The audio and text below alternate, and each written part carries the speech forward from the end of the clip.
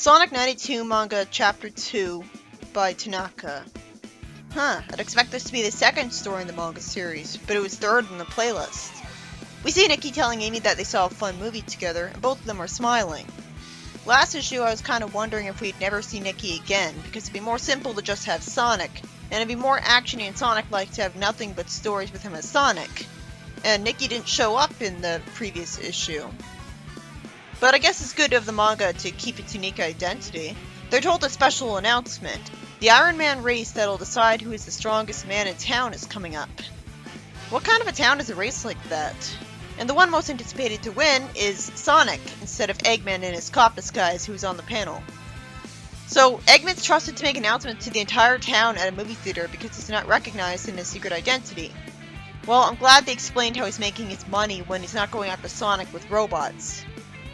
But why is a cop doing this? Sonic is the one anticipated to win the race. Well, no duh, it's a race. He'd win in a second. You'd think the way the town would determine the strongest man would be with weightlifting or something. And I guess Anton's hated by the entire town, since no one had a problem with seeing Sonic punch a teenager like him on camera footage in the movie theater. As if everyone already knows that he deserves it. In fact, we even see Anton covered in pizza dough in that camera footage. I guess there really were security cameras in the pizza area. Then the crowd says that the paper is going to tear, and Anton drives his car through it, saying that he's better than Sonic. Okay, there's no excuse for him not being put in jail after this. I guess the reason they keep using this awful character is because they know that it's really satisfying to see Sonic humiliate him. Well, with Eggman, it's not so satisfying because he's too incompetent as it is, and Sonic almost never directly attacks him. But I still can't help but be baffled that they're still using this typical bully character.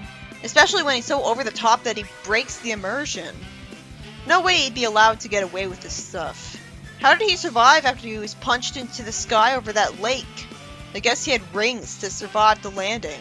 He grabs Amy and forces her to take a ride with him. Still being on this Amy obsession, and Nikki says he's coming along. Then Dogman shows up and tells the two to enter the Iron Man race to decide who gets to go on the date. It's skateboard marathon and swimming. That's not good grammar, is it? I thought it was literally just a race. I'm guessing Nikki will turn into Sonic and win. It's confusing. Why is nobody questioning why Dogman's getting involved like this, and rather than arresting Anton, making a suggestion like this that he somehow expects Anton to respect if Nikki wins?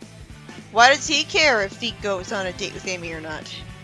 He just wants an excuse to know where Sonic will be, but still, the fact that he's a cop and he's not arresting Anton for driving that car through something, and clearly forcing Amy to be with them, should completely destroy his credibility in front of everyone. She just saw an attempted kidnapping.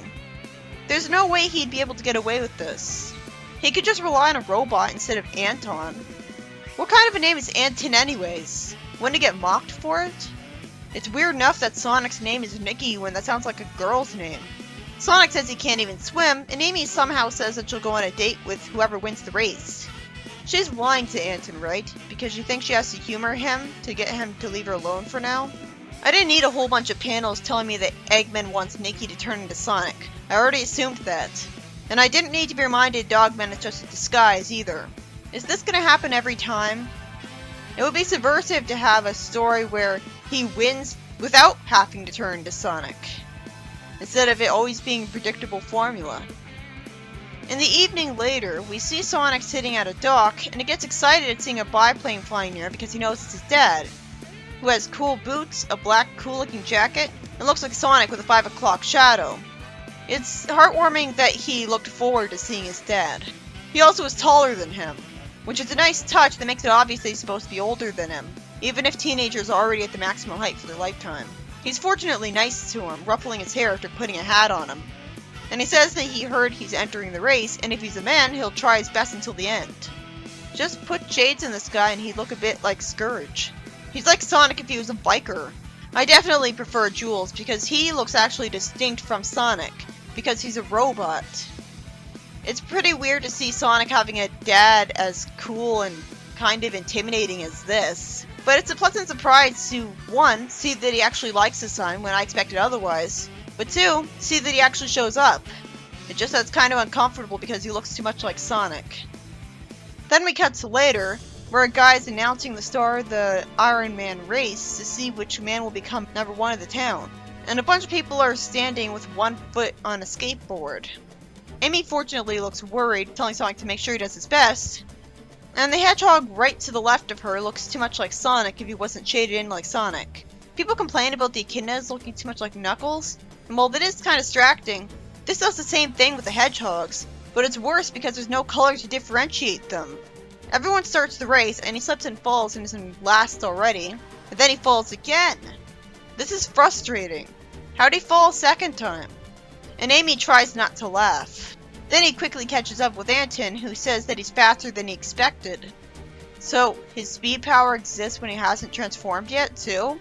Anton, of course, hits him with his tail because he was stupid enough to be right behind him when he clearly telegraphed his tail attack. That should have disqualified him from the race immediately for cheating. There were a ton of witnesses. Sonic gets caught by the starting line, which sends him flying on a skateboard like it was a trampoline, apparently, because of a Deus Ex Machina. His skateboard bounces so much that he passes the others. Surprisingly, the skateboard immediately transitions into the swimming, as Anton swims and says that now that he's made it this far, he can relax. It would be stupid of him to just not move at all because he thinks he's going to win. Then he gets surprised at seeing Sonic, who has a swimming float. Wait, where'd he get that? We should have been shown that he had the swimming float already there at the start of the swimming competition. People were told to leave it there for him because he can't swim. Of course, his tail pops it, and if Sonic actually did drown from this, Anton would have been prosecuted for murder. There's no way Eggman is the only cop in the entire town, so somebody should have arrested him. Predictably, he turns into Sonic, who runs to the bottom of the lake so fast that the wave comes towards Anton and sends him away, as Sonic runs out of the water entirely. It's interesting to see a version of Sonic who's still pretty fast underwater. Then we see Eggman's periscope, again, as Eggman says he's been expecting Sonic. Again, I was so immersed in the story that I forgot Eggman was going to show up because the plot didn't seem like it needed it. But now that he turned into Sonic, it's a foregone conclusion that he'll effortlessly win the race. So now Eggman does need to show up for things to get interesting again before the plot ends. It's just surprising because this was kind of a mundane plot that didn't need Sonic's powers until he transformed. So it didn't feel like the kind of plot that was leading to Eggman showing up and fighting Sonic as usual. Not that that's a bad thing, as the race was pretty exciting. Eggman's in a scuba suit that's just a huge bubble with him in it. I don't think that really justifies him being heavy enough to stand on the bottom of the lake though. And he tells his giant robot to put Sonic in its mouth with his long limbs. He does it successfully, even though Sonic had time to run away and ignore it while Eggman was telling it to capture Sonic. Eggman gets a chef's hat out of nowhere for one panel where he says that this time we'll be shown how to make shaved ice. And we're told that the robot is a shaved ice machine. It starts spinning on its own, and Sonic effortlessly breaks out of it with a spin attack. So there was really no challenge intention at all if he could just easily kill it with a spin dash from the start. If the encounter with Eggman was that short with so little to it, it really feels obligatory and tacked on because it's a Sonic thing. But I'll take that as padding over the padding where Anton's a jerk to Sonic as usual. Speaking of padding, Anton's saying that he thinks he'll cross the finish line, but of course he loses because Sonic gets flung right in front of him and through the finish line tape. Because he didn't get hurt even once, he wasn't humiliated enough to justify showing up again. Like, he wasn't given nearly as much slapstick as last time. I was wondering at the start how Nicky would be recognized as winning the race if he turned into Sonic to do it, but this managed to explain things just fine. He wouldn't have been recognized if he turned into Sonic and just ran to the finish line like you'd expect. So it was a good thing that, despite all the slapstick he went through, he only turned into Sonic when he was about to drown for the second time. So he has to think he's about to die, apparently. It was frustrating to see him screw up so much with the skateboard and get hit by the clearly telegraphed tail attack because he was stupid enough to be close to Anton instead of to the left or right of him. And we should have been told in a thought bubble Amy's that she never intended to actually go on a date with Anton and just said that to make him stop bothering her until later. But I don't know why he would stop bothering her because of Eggman's suggestion. He would have forced her to spend time with him anyways. And again, he would have been arrested. He drove a car through that thing in a movie theater. Eggman wouldn't get away with not arresting Anton after all this time. But at least Sonic struggling so much in the race to see which man in town was strongest made it engaging to watch, instead of Sonic just effortlessly being in the lead, doing nothing but progressing the whole time. Like when Sonic did a race with a car in Sonic Boom. Eggman's part in the story was dealt with so quickly and easily that it was just tacked on as padding, but it was necessary because the story already got through all of its plot by that point, and needed one last thing that was kinda interesting. I guess I'd rather see that than Sonic being humiliated again, but it was hard to believe that the convenient race to see who was the strongest didn't involve weightlifting, or any normal sports, and was just about skateboarding and swimming of all things. Oh yeah, and the final panel of the story has Amy and Sonic shedding tears because they were so relieved that he won. So here, Sonic's allowed to cry. It wasn't prevented from happening by a mandate that Sonic can't get overly emotional. So did that mandate not exist, or what?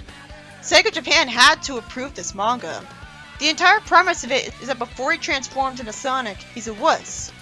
So why did Sega get angry at when Sonic cried inside AM and told them to never make that happen again, but was okay with this? Either Sega wasn't reading this manga at all, even though it was released right in their country, or they were being overly harsh on stuff outside their country.